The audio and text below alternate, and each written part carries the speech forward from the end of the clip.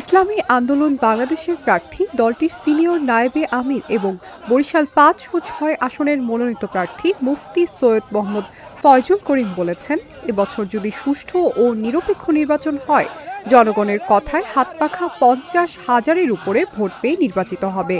বিকেলে বরিশাল নগরীর সাগরদী বাজার এলাকায় গণসংযোগকালে এসব কথা বলেন তিনি আরও বলেন, তারা রাজনীতি করেন দেশের উন্নয়নের জন্য, দেশের কল্যাণের জন্য, পরিবর্তনের জন্য জনগণ তাদের বেছে নিবে। ভোটাররাও তাদের সেই কথাই বলেছে। এ সময় ইসলামী আন্দোলন বাংলাদেশের বিভিন্ন পর্যায়ে নেতারা উপস্থিত ছিলেন।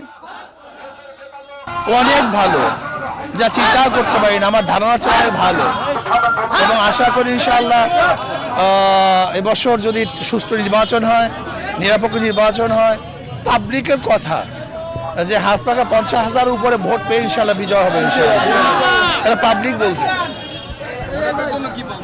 হ্যাঁ, আমি ভোটারদেরকে বলবো, জীবনভর তো ভোট দিয়েছেন, সরোয়ার ভাই বারবার এখানে এমপি ছিলেন, তাকে দেখেছেন, তার নতুন কিছু দেখার মতো কিছু নাই। এবং অনেকে বলে যে সরোয়ার ভাই ফিটনেসের অবস্থাটাও অনেককে হয়তো ব্যথিত করেছে।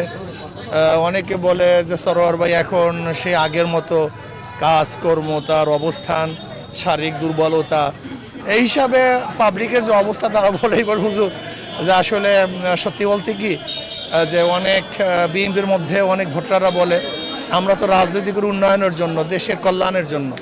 তা আমরা অনেকে মনে করি এটা বিএনপির কথা, অনেকে বলে, সত্য মিথ্যা জানি না। তারা বলে যদি ইনশাআল্লাহ এবার আমরা পরিবর্তন যদি করতে চাই তাহলে আপনাকে নির্বাচিত করব, এরকম অনেকের মন্তব্য।